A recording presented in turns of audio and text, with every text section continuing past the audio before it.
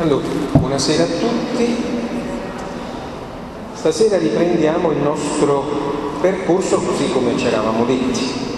Ovviamente cambia la prospettiva, non cambiano i sentimenti, i contenuti, la volontà di fare del Vangelo la forza della nostra vita e quindi anche della nostra comunità. Ecco perché io vi dicevo, è necessario che voi nelle vostre mani abbiate la Sacra Scrittura. In parte deve diventare scuola di Vangelo. Fino adesso in questi anni abbiamo avuto un percorso frontale significa io parlo e voi ascoltate. È andata bene, adesso abbiamo bisogno di puntualizzare, di entrare più nel profondo, anche con gli strumenti più adatti per permettere a voi poi di avere più elementi per poter approfondire la parola da soli. Non che la possiate interpretare in maniera autentica, ma leggere la parola del Signore e lasciarvi provocare dalla parola diventa fondamentale. Noi quest'anno abbiamo scelto come strada da seguire, non perché non l'avessimo già detto, ma perché ci lasciamo in qualche modo anche provocare dal fatto che sarà il Vangelo della domenica che incontreremo da Natale in poi, perché entriamo nell'anno B, noi adesso siamo nell'anno A e il protagonista di quest'anno è Matteo. Noi ci lasciamo guidare dal Vangelo di Marco, il più antico Vangelo, il primo dei quattro Vangeli canonici.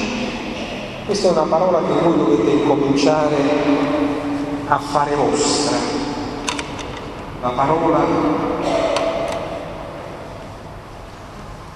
canonico. Dovrei mettere una linea. Mettiamo un altro colore.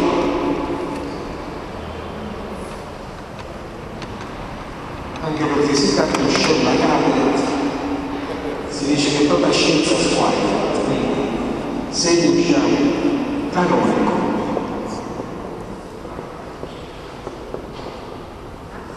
Canonico non è soltanto quello che canta in cattedrale, canonico Aiello, canonico Scogliamino, no. Canonico è un testo che è ritenuto dalla Chiesa autentico. Ecco perché gli Evangeli, dopo andremo a spiegare, sono 4 canonici, ma ne abbiamo altri che chiamiamo al canonico si lega, non solo, ma si lega per altra sostanza apocrifo.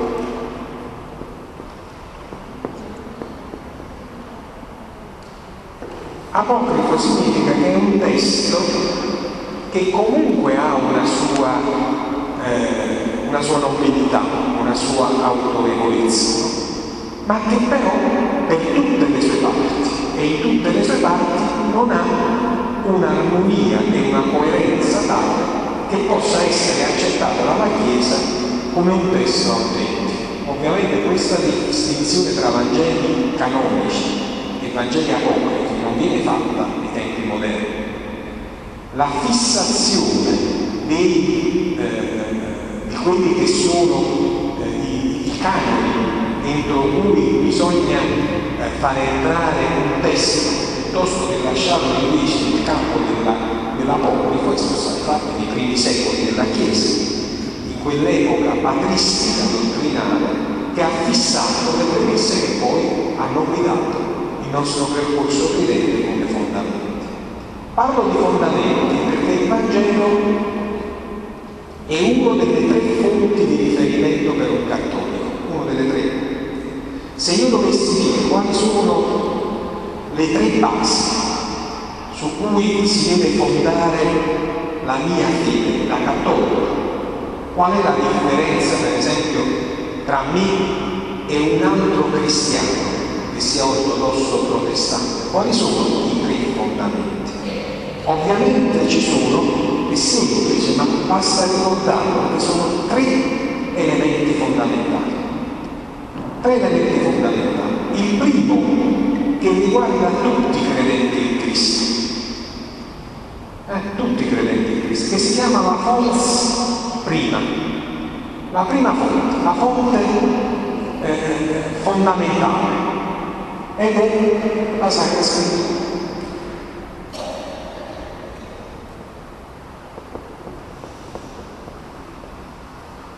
La seconda fonte, il secondo elemento, se la fons prima è la Sacra Scrittura, cioè il fondamento, quella invece che la fons più vicina alla nostra vita è la fons prossima. Qual è la fons prossima? È la comunità credente, la Chiesa. Quindi il secondo fondamento è la Chiesa, quindi il Magistero. Magistero autorevole significa quello che la Chiesa legge nella Sacra Scrittura, l'interpretazione che la Chiesa dà della parola di Dio, che non è improvvisata, che non è che una mattina il Papa si alza e dice dite per me la parola di Dio, questo dice così, no, ma deve passare attraverso il terzo elemento, che è la tradizione, che sono i padri della Chiesa che hanno letto la Sacra Scrittura. Quando parlo di padri della Chiesa, tradizione, no? La tradizione. Io parlo di Agostino, di Bonaventura, parlo di Gregorio, parlo di Ignazio, parlo cioè dei padri della Chiesa e degli scrittori cristiani. Quelli che nei primi 3 secoli della Chiesa hanno creato le basi per una giusta e adeguata interpretazione.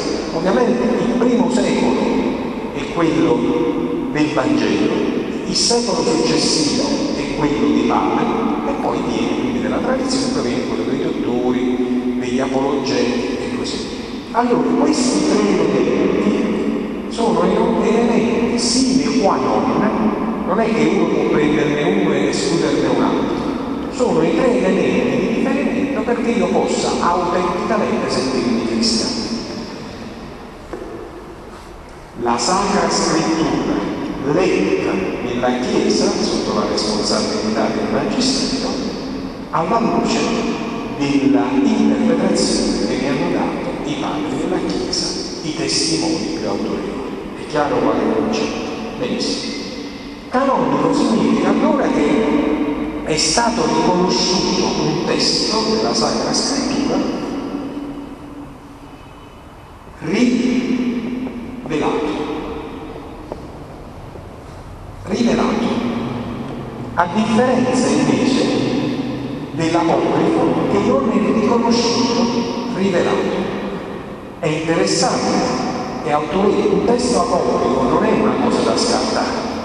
Noi abbiamo un Vangelo secondo Giacomo, il Vangelo di Giacomo, abbiamo un Vangelo secondo Tommaso, abbiamo un Vangelo secondo Pietro, abbiamo un Vangelo secondo Simone, tante storie che riguardano la pietà popolare, come per esempio il matrimonio tra Maria e Giuseppe, i genitori di Maria, che sono San Giacchino e Sant'Anna per la nostra tradizione, tutte le feste di Maria legate alla infanzia di Maria sono tutte raccontate da un Vangelo apocrifo, che è il Vangelo apocrifo di Giacomo.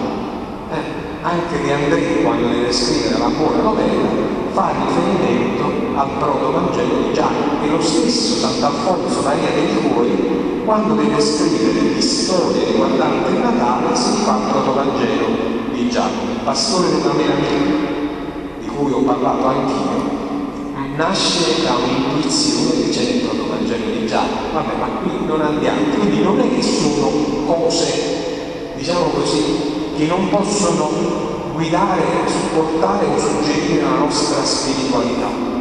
Ma se tu non credi nel proto-Vangelo di Giacomo, non è un problema per il tuo percorso credente, è un problema se tu non credi nel Vangelo canonico, perché è il fondamento della tua fede, sine scrittura, senza la scrittura non c'è sapore, non c'è salvezza. Direbbe Dante nella Divina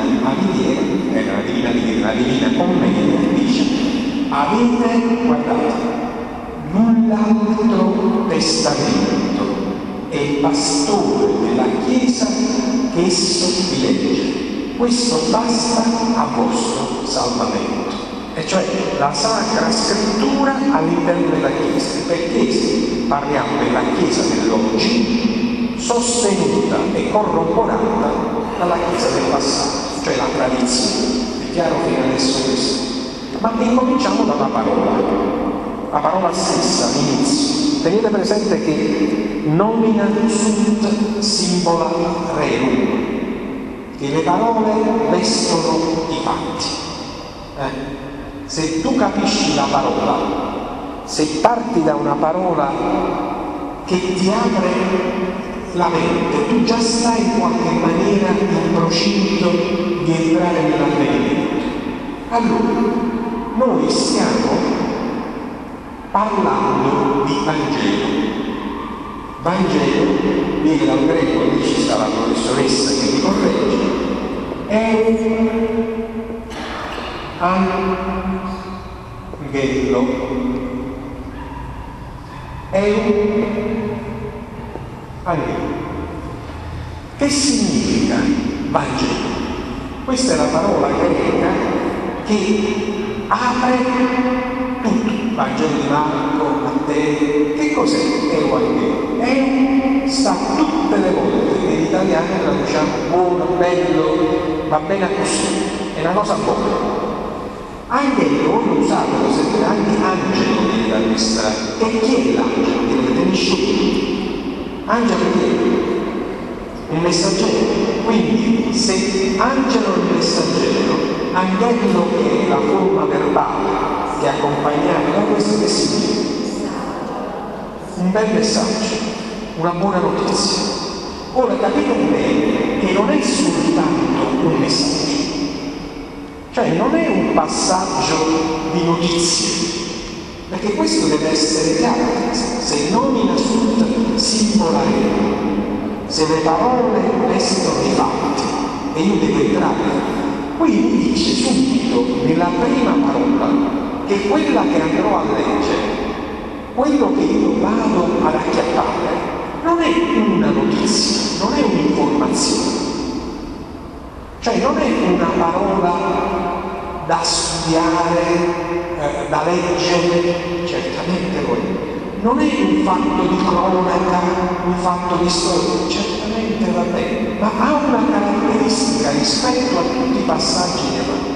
So che è una parola bella, bella,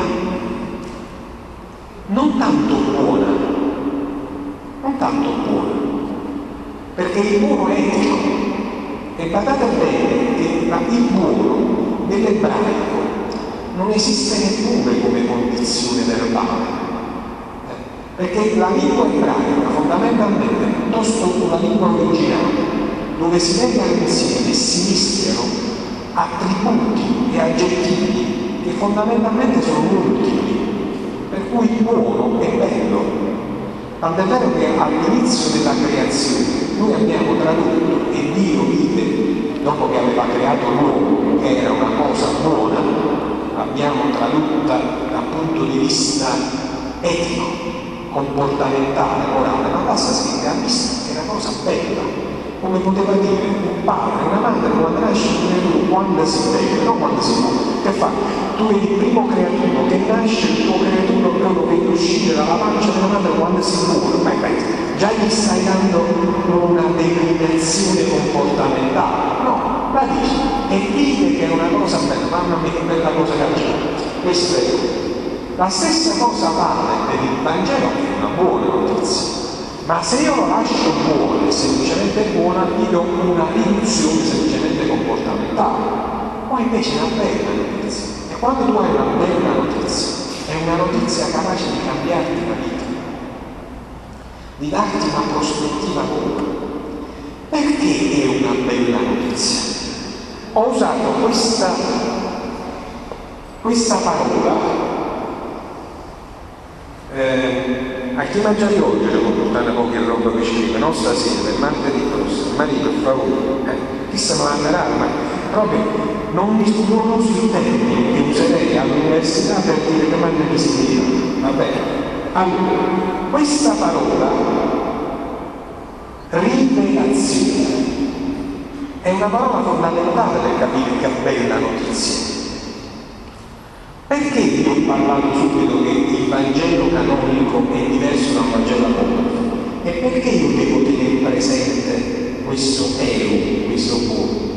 Per entrare nel fatto che la parola che io ascolto non è una parola di uomini, anche se è,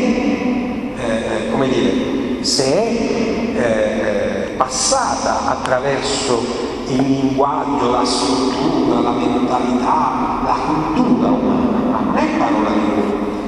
E ovviamente questo non lo provate a cogliere questo passaggio, che non lo si accetta semplicemente come fatto intellettuale. Questo è il problema fondamentale del mio rapporto con la parola. Non è parola di uomo, è una parola che un uomo leggerà da uomo, ma lì il protagonista di quella parola che è data è parola di Dio.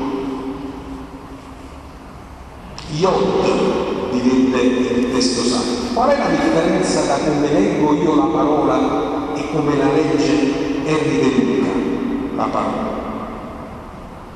Eppure scriviamo insieme, no? Ci confrontiamo spesso. Il protagonista per Henry è Iod, è Dio. È Dio. Ma Dio è pretesto culturale rispetto a quello che è invece il protagonista autorevole del libro. Quell'autore presunto della Sacra Scrittura non è un essere vivente. Cioè lui legge, lui è una cosa molto bella che mi dice quando ci sentiamo, dice io e te leggiamo lo stesso testo e io e te in fondo siamo mossi dalla stessa tensione. Ogni mattina ci mettiamo dinanzi al libro più serio che esiste, vedete quello che dice che la Sacra Scrittura è il libro più serio che esiste, e detto da un laico dovrebbe far riflettere noi che diciamo di essere credenti, ma quel libro non lo usiamo come un libro serio, è il libro più serio che esiste. Voi mi dite che non è così. Voi provate a capire il successo di Dan Brown, il quale è diventata la Bibbia senza che quello che confutava Dan Brown della Bibbia fosse stato letto da coloro che dicevano che Dan Brown aveva ragione. Cioè nel senso che io accetto Dan Brown come Sacra Scrittura, fondamento che critica la Sacra Scrittura vera, ma leggo soltanto da un Brown non vado a leggere in questa città, è una cosa, è vergognoso, è vergognoso. Comunque lasciamo. Comunque dice Henry De Luca che è una persona seria, non perché è una persona seria, perché lui quello che dice apertamente, senza infingimenti, e dice io come te apro la mia giornata con il desiderio di credere in un Dio personale. Tu alla fine della giornata ci parli perché ci credi, io alla fine della giornata non ci parlo perché dico che non c'è, ma apro la giornata successiva con lo stesso desiderio. Questa è la differenza tra un ateo e un non credente. L'ateo non pone proprio il problema di dover dialogare con qualcuno. Chi si pone il problema ma non arriva alla conclusione è un non credente. Allora Henry non è un ateo, è un non credente. Desidera porre un tu che non trova. Questa è la differenza. Però è un libro serio. Per me, non per me, ma per la Chiesa, l'autore è autorevole attraverso uno scrittore che ha prestato il cuore, la mente e la mano. La rivelazione arriva da Dio stesso. Le modalità, non entriamo poi nelle modalità, andiamo forti tecnicismi. ma la parola che ci è data, il Vangelo, è una buona notizia perché Dio stesso che parla. E in che senso è una buona notizia? In che senso è una buona notizia? Perché ci racconta delle belle cose, perché ci dà la speranza. La prima cosa insieme è che se Dio esiste e Dio ha parlato, e Dio ha parlato, ci ha consegnato la sua parola, anzi l'ha fatto mettere nelle scritture. Già di questo stesso questo, al di là del contenuto, è una buona notizia. Se volete sentire perché? Proviamo a capire. Io quando parlo, uomo a uomo, quando io parlo uomo a uomo, prendo quello che tengo nella mia mente e nel mio cuore e ve lo passo. Giusto? In fondo, questa azione di passaggio può essere interpretata come una copula intellettuale, spirituale, culturale, cioè come c'è un passaggio di vita a vita dal punto di vista sessuale tra corpi e questo scambio genera nuova vita. Io nel momento in cui vi sto passando la mia parola, quella di Gennaro Maria, non diventa più la mia parola, entra dentro di voi e diventa la vostra parola. E quello che voi elaborerete in ragione della vostra esperienza, della vostra vita, sarà un parto di nuova parola, una nuova consistenza che sarà prodotta da voi. Attraverso questo legame le persone si uniscono. Voi sapete che cosa significa persona, no? Significa maschera, direbbe la professoressa, ma i personalisti, i filosofi dicono quelli che da individui diventano comunicazione, legami, non sono più uno, ma sono persone, superano cioè l'individualismo e si incontrano con gli altri. Con quale elemento questo avviene? Noi siamo tutti scambio di parole. La differenza che esiste tra l'uomo e l'animale, e la bestia, non è la natura, perché siamo tutti di natura animale, pure con il cane. Tanto è vero che quando vediamo un cane diciamo quanto è sensibile, ma gli manca la parola, perché è la parola che genera la comunicazione, cioè questo scambio. Bene, allora se questo è vero, le persone sono il risultato delle parole ricevute. Ognuno di noi è la sintesi di parola che gli è stata data. I figli dei genitori, dei maestri, degli amici, cioè quella copula che crea memoria e fantasia e sogno. Questo legame attraverso la parola. Ora, se io ricevo parola d'uomo, divento più uomo. E se io ricevo una parola di uomini onesti, buoni, generosi, testimonianze, non sempre, ma se io ho il mio cuore aperto, quella parola genera dentro di me onestà, rispetto, valore, esperienza. La parola umana, percorso umano. Ma se chi parla e mi dona la sua parola è Dio, cosa succede? C'è un'incarnazione della parola stessa, per cui quando Dio mi dona la sua parola, che non sono i suoi insegnamenti, ma è vita divina, non sono più io a vivere, ma è Dio che vive dentro di me, anzi di più, io attraverso quella parola, più l'ascolto, più l'accolgo, più mi divinizzo, perché questo è il mio destino, diventare non Dio, ma divinizzare, essere come Lui, volere entrare nel suo progetto.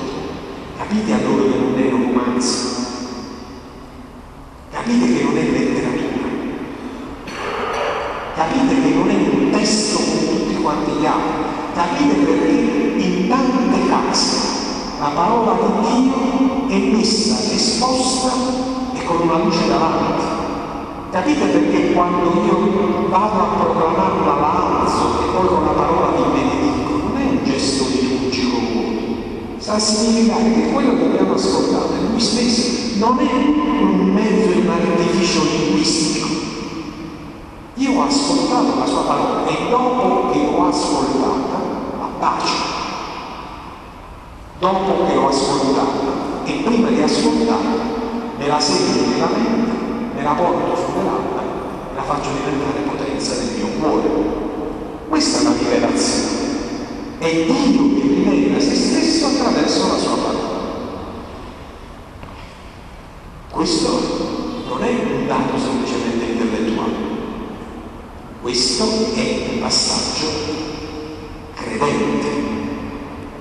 E allora cosa significa io credo? Io credo, ma in cosa credi? Io credo.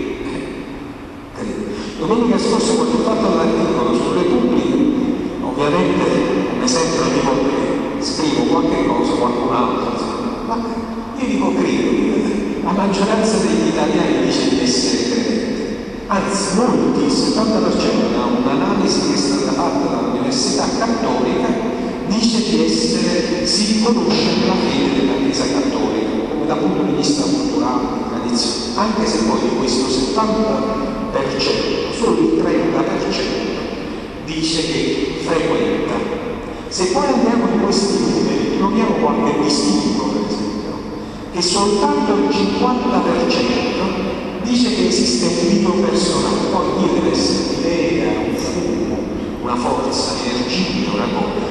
E poi di questi che vengono in chiesa del 30% dicono che il 18% che c'è la reincarnazione. Se poi vi fate la domanda a tutti quanti, se credete nella resurrezione della carne, i dati non sono pervenuti. Non sto scherzando così. Ora, è ovvio che tra la fede che conserva la Chiesa Cattolica e quella che vivono gli italiani c'è un abisso. Per cui dire io credo, la domanda è in cosa credi? E il fondamento della tua fede qual è? Non può essere la fede di Padre Gennaro, perché la fede di Padre Gennaro è la sua fede. La tua fede. Io capisco che posso sentire Padre Gennaro perché tiene una bella parola, che può avere un modo particolare di comunicare, ma quella è la sua fede. La tua fede. Per provare la tua fede non puoi semplicemente dire ma questa era la fede di mio padre e di mia madre, perché io avrei domandato anche a tuo padre e a tua madre ma in cosa credi? Voi pensate per un istante, se noi sospendessimo per assoluto in un istante stesso tutte le processioni, le devozioni, le pratiche, i santuari, i miracoli, mi volesse domandare che restasse, che rimane? Da un momento all'altro, se togliamo la pietà popolare, che è una cosa dolce, ma la togliamo per questo, cosa rimane? Eppure, solo la scrittura è la scrittura il fondamento della fede. Io non posso dirmi credente se la mia fede non passa attraverso la parola, perché altrimenti la mia fede in Dio è una fede in un assoluto che non è capace di essere persona, di relazione per farmi crescere. Ecco perché è importante e decisivo leggere la parola di Dio con autorità e autorevolezza. Ora, siccome stiamo andando molto avanti, noi quest'anno leggeremo Marco, abbiamo detto. La settimana prossima incominciamo proprio a leggere la parola. Quando troviamo un riferimento particolare andiamo ad approfondirlo. Come dovete leggere la parola di Dio? Ci sono delle coordinate.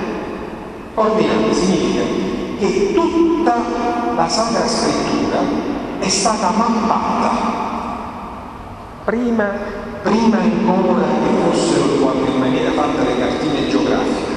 Ho fatto Google Maps, che tu dai due numeri e arrivi in un posto.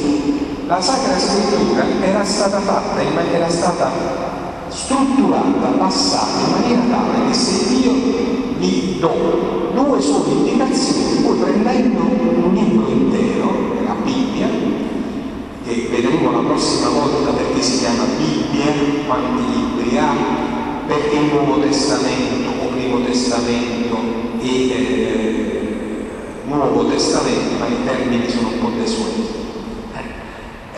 Per poter in qualche maniera andarle ad acchiappare bisogna usare un metodo semplicissimo. Il metodo semplicissimo è questo: vedere innanzitutto di quale libro si parli, capire di quale capitolo si tratta e arrivare a trovare perfettamente la frase di riferimento. Quella frase di riferimento viene chiamata versetto. Allora io ho bisogno di sapere, tenete un libro che è o il Vangelo o la Sacra Scrittura, la prima cosa da individuare è quale capitolo, poi quale autore, il capitolo. In questo caso, ovviamente per fare più facile si scrive la parola, parliamo di Marco MC.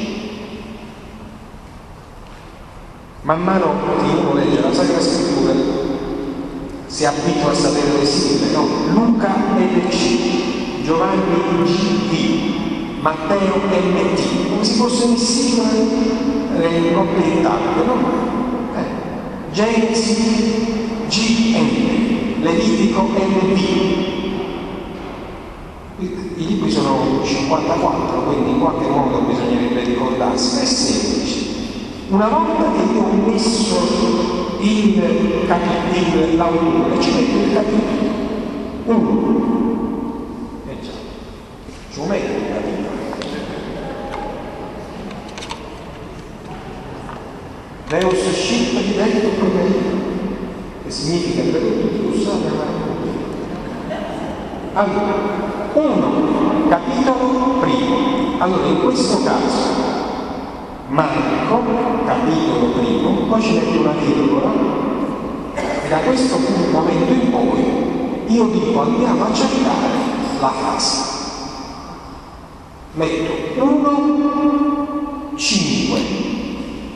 Vuol dire che devo andare a prendere il versetto 5. Se voglio leggere il versetto 5 e quello che viene dopo, io metterò 5S, che significa 5 e seguente. Se invece voglio proprio quella frase, lascio 1, 5 e basta. Se invece voglio quella frase e quella successiva, metterò 5 e 6. Oppure l'intervallo che c'è tra quella e la fine. Facciamo il caso che faccio 5, 8. Significa che devo leggere Marco, capitolo 1, da 5 a 8. È chiaro? Lo ripeto? Allora facciamo una prova. Trovatevi Marco 1, 5. Lo dovete fare la prova, se non lo fate adesso, non lo fate più. Trovate Marco 1, 5. Per trovare Marco dovete andare nella seconda parte della Bibbia, se tenete la Bibbia, seconda parte, perché ovviamente è il secondo Evangelo. Avete trovato Marco? Bene, capitolo 1, avete visto? Capitolo 1, vi ho detto il versetto 5. I versetti, i numeretti stanno scritti sopra. Li vedete per i numeretti sopra? Trovate 5. Allora abbiamo detto, vediamo se vi trovate qualcuno che leggesse il verso, il capitolo.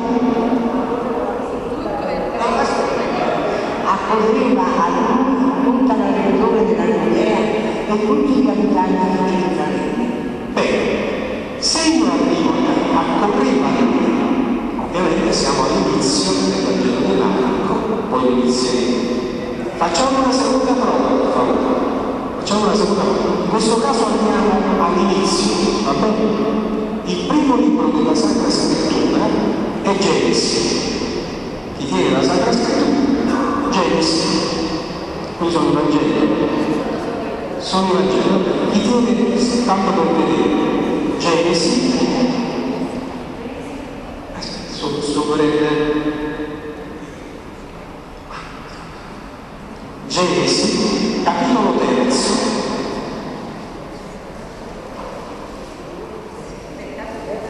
capitolo 3, versetto 4. Non voglio sapere i titoli, non c'è problema. I titoli del Vangelo non ci sono, nella Sacra Scrittura i titoli sono soltanto indicativi, non ci sono. La letteratura antica non prevedeva titoli, non ci sta. Allora, il capitolo è 3, poi la CEI, cioè la conferenza episcopale italiana, ci ha messo i titoli, ma i titoli non ci sono. Terzo, versetto 4. Io voglio che mi leggiate versetto 4. Ma il serpente disse alla donna: voi non morirete affatto. Vi trovate? Ok. Vi trovate? No. Questo sì, però questo vuol dire solo il Vangelo di Marco. Dove? Non ho capito. Come? Ma questo non è. Allora, sarebbe preferibile che voi aveste la Sacra Scrittura, che non prendete Bignami e soprattutto riduzioni, noi andiamo direttamente alle fonti, riduzioni già interpretate, perché altrimenti vi do i miei commentari. Visto che sto lavorando io con voi, prendo i miei commentari, quelli che ho pubblicato e ve li do. Io invece sto dicendo, andiamo alla fonte. I cristiani si formano sui testi, ok? Vabbè. Allora la prossima volta facciamo questo. La prossima volta non abbiamo tempo di domande stasera, ma la prossima volta io parlo mezz'ora e poi voi mi fate le domande e circa le cose, ok? Bene, allora, ripeto, Sacra Scrittura e blocco notes. Diceva San Tommaso, io studio la parola di Dio e appunto quello che mi frega la mente e il cuore, lo appunto tutte le cose ci sono.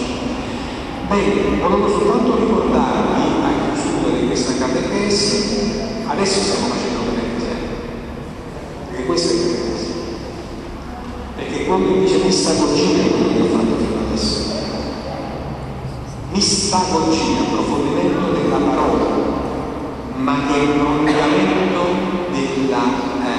prolungamento dell'omelia.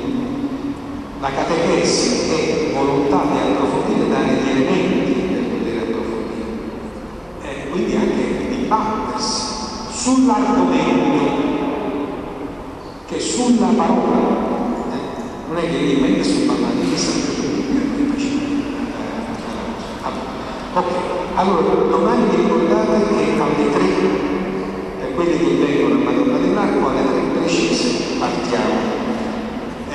Giovedì invece alle 19, per chi vuole, è una cosa interessante che si ha come nuova esperienza, c'è un cineforum ragionato, cioè si proietta di volta in volta un film e poi su argomenti che ci riguardano e poi c'è chi ci guida ad approfondire le tematiche di riferimento. Il primo film che si vedrà giovedì è compreso in un film che quando eravamo qualche tempo fa ci sembrò, ma il problema in questo caso è il rapporto genitori-figli, educativo, eccetera. Quindi in un momento in cui c'è una crisi educativa, giovedì.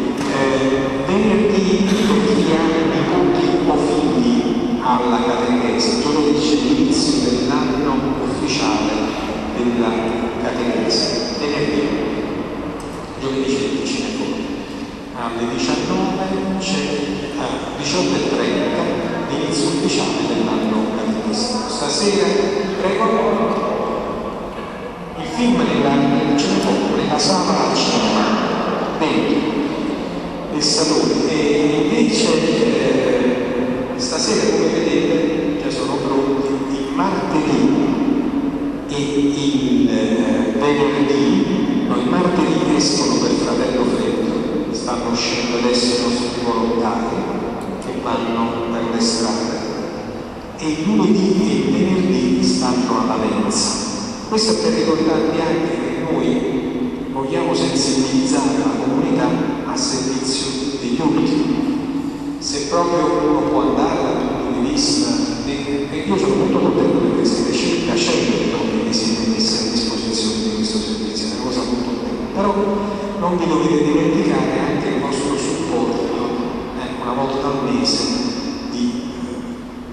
sostegno alla Caritas, perché per il momento siamo arrivati circa a 1.000 euro a mese più o meno. Ovviamente non ce la facciamo. Dopo questo 1.000 euro dovremmo passare a 3.000. In questo caso stiamo sostenendo noi, ma anche perché c'è da aprire un nuovo capitolo, e c'è da aprire il capitolo di quello che chiameremo medici di strada. Medici di strada significa che abbiamo un camper attrezzato ad ambulatorio e da primi interventi che inizialmente una volta, 2 volte alla settimana uscirà. C'è una serie che uscirà per le strade per dare supporto medico e infermieristico a quelli che vivono per strada. Ovviamente questo significherà un impegno ancora più importante, però noi siamo arrivati a quella cosa. Perché non l'abbiamo fatto ancora? Questo lo dico perché c'è bisogno, mentre il camper ce l'abbiamo, mentre i medici ci stanno pure, il problema è chiedere le autorizzazioni, avere la protezione, che non è che io posso mandare persone poi allo sbaraglio senza avere una protezione, avere le licenze, che bisogna avere l'autorizzazione dell'ASL, l'autorizzazione del comune, l'avviso alla polizia, cioè ci sono una serie di elementi che tu quando stai sul territorio hai bisogno di determinati tipi di percorsi. Quindi al di là dei fatti, questo solo per ricordare. Bene, continuiamo. Allora, tu sei l'incaricato del martedì. Non lo so paziente, tu sei l'incaricato del martedì, devi provvedere che tutta questa barra ci sia. Poi metteremo in moto un meccanismo per cui le domande possono avere anche